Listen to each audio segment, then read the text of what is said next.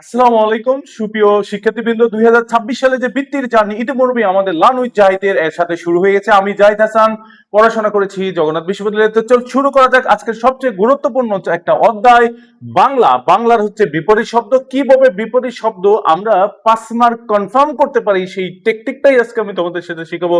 কারণ হিউজ পরিমাণ বিপরীত শব্দ আছে, সবগুলো তোমাদের পক্ষে পড়া সম্ভব না। তাহলে যেহেতু সবগুলো তোমাদের পড়ার পক্ষে সম্ভব না, তাহলে কিভাবে তুমি না পড়ে সবগুলো বিপরীত শব্দ লিখতে পারো সেই টেকনিকটাই তোমাদের শিখাবো। যে কোশ্চেন 5টা দেখছো এটা 2025 সালের বৃত্তি পরীক্ষা এসেছিল। তাহলে চলো শুরু করা যাক। প্রথম শব্দটা আমাদের কি আছে? স্বাধীন। এখন বলো তো, তুমি নর্মাল এইভাবে চিন্তা করবো, বিপরীত শব্দ আগে চিন্তা করতে গেলে তোমাকে একদম নর্মাল কমন সেন্স চিন্তা করবে। স্বাধীন মানে কি? যে ধরো তোমার বাবা মা বা শিক্ষক অনেক সময় তুমি যখন ক্লাসে যাও তুমি নিজের ইচ্ছে বের হতে পারো না, তখন কি তুমি স্বাধীন? না, স্বাধীন না। তার মানে স্বাধীন হচ্ছে এমন একটা বিষয় যেটা হচ্ছে তুমি তোমার নিজ ইচ্ছাই করবা, অন্য কেউ তোমার হস্তক্ষেপ করবে না, এটাকেই বলা হয় স্বাধীন। তার মানে বিপরীত মানে কি? তার মানে এইটা যে তোমাকে হস্তক্ষেপ করবে সেটা হচ্ছে তাহলে স্বাধীনের বিপরীত। তার মানে কি হচ্ছে? পরাধীন। পরাধীন, পরাধীন হচ্ছে স্বাধীনের বিপরীত। তাহলে বিপরীত শব্দ কি লিখতে পারি আমরা? বিপরীত শব্দ। তার মানে তুমি এই শব্দগুলো লিখে তারপর এরকম দাগ দিয়ে একদম তোমাকে টেকনিকে লিখতে হবে যে 1 নম্বর এখানে স্বাধীন, এর বিপরীত শব্দ কি হবে তাহলে? পরাধীন। কেন পরাধীন হলো আমরা কিন্তু মুস্ত করলাম না। কেন মুস্ত করলাম না? যে স্বাধীন, স্বাধীন শব্দের অর্থ কি? আমি স্বেচ্ছায় বা যে কোনো কাজ যে কোনো সময় নিজ ইচ্ছে করতে পারি, সেটার নাম হলো আমার কি? স্বাধীন। আর যেটা নিজ ইচ্ছাই করতে পারি না সেটার নাম কি আমার? পরাধীন। তার মানে এই যে স্বাধীনের বিপরীতে আমি পরাধীন লিখলাম, এর জন্য আমি 1 মার্ক পাইলাম। Okay fine. এটার জন্য যদি আমি 1 মার্ক পেয়ে থাকি তাহলে আলো। এখন বলো তো, যে আমরা বলি যে দিন, দিনে সবসময় আলো থাকে, তাহলে দিনের বিপরীত কি? রাত। রাত কেন দিনের বিপরীত? কারণ রাতে অন্ধকার থাকে। তাহলে আলোর বিপরীত আমার কি হতে পারে? অন্ধকার। আলোর বিপরীত কি? তাহলে অন্ধকার। এটা কি মুস্ত করার দরকার আছে? অন্ধকার। ওকে, আলোর বিপরীত আমার অন্ধকার। এটা লেখার সাথে সাথে কি কি পাইলাম আমি? আরেকটা মান। কেন আমি এটা বুঝতে করতেছি না? কারণ তুমি এইভাবে থিঙ্কিং করো যে আমার দিনে আলো থাকে আর রাতে কি থাকে? অন্ধকার থাকে। তাহলে আলোর বিপরীত কি? অন্ধকার। ওকে। উপকারী। উপকারী মানে কি? ধরো তোমার কোন ফ্রেন্ড আছে ক্লাসে, তুমি কোনো কিছু বুঝতেছো না বা পড়তেছো না, তো তোমাকে সে উপকার করতেছে, তাহলে এটা উপকারী। অথবা ধরো এই যে আমি তোমাকে এই ক্লাসটা দিচ্ছি, এটা তোমাকে উপকার করতেছি।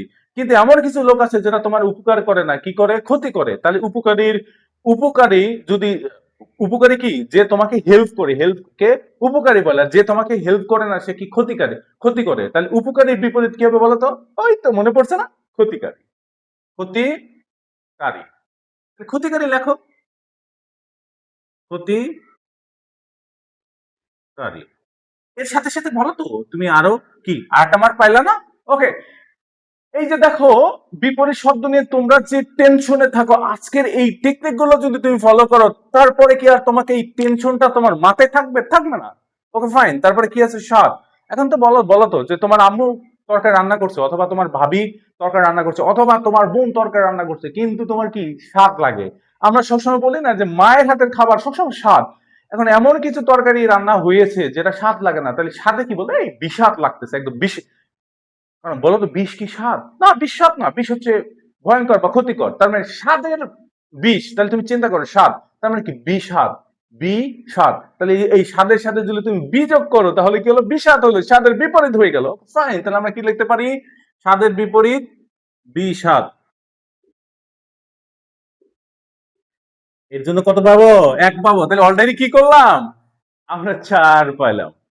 কুৎসিত। এটা নিয়ে কিন্তু তোমরা অনেকেই ট্রোল করো। যেমন তোমার কোন ক্লাস ফ্রেন্ড যদি কালো হয়, বলে এই বেটা তুই তো উগান্ডা, বা কোন মেয়ে হলে বলে এই তুই তো উগান্ডা।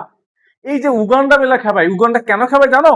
উগান্ডা খেপানোর কারণ হলো যে উগান্ডার মানুষ দেখতে অনেক কালো, যেমন আফ্রিকান দেখতে কালো, আমরা বলি তুই আফ্রিকান। তার মানে কুৎসিত। কুৎসিত মানে কি? ওই আফ্রিকান টাইপের বক। এখন ধরো তুমি ফর্সা, তোমার চামড়া সুন্দর বা তুমি দেখতে সুন্দর, তাহলে কি তুমি কি হবা? কুৎসিত হবা নাকি সুন্দর হবা? অবশ্যই সুন্দর, সুন্দর হবা। তাহলে কুৎসিতের বিপদ কি? সুন্দর।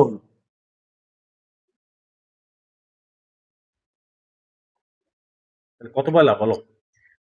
এক, এক, এক, এক, পাঁচ। তাহলে তুমি কি পাঁচে 5 পাইছো? তার মানে এই যে আমাদের যদি কোনো বিপরীত আসে, তোমাকে থিঙ্কিং করতে হবে ওই শব্দটা কি? ওই শব্দটা কি পজিটিভ নাকি নেগেটিভ? যদি আমাদের শব্দ পজিটিভ মানে কি? হা, যেটা হচ্ছে ধরো যেটা হওয়া উচিত ছিল সেটার নাম সেটা হচ্ছে পজিটিভ, আর যেটা হওয়া উচিত ছিল না সেটা নেগেটিভ। যদি দেখি যে আমার যেটা হওয়া উচিত পজিটিভ, তাহলে আমাকে বিপরীত করতে হয় নেগেটিভ। আর যদি থাকে নেগেটিভ, তার মানে আমাকে করতে পজিটিভ। যেমন আমরা কিছুক্ষণ আগে বললাম স্বাদ, স্বাদ কি পজিটিভ, কারণ তুমি রান্না করবা বা যে কোনো কিছু করবা, এটা কে তো স্বাদ হওয়া উচিত। যদি স্বাদের নেগেটিভ হয়ে যায় তাহলে কি হলো, তাহলে এটা বিপরীত হলো। তাহলে এইটাই তোমাকে লিখতে হবে যে বিষাদ।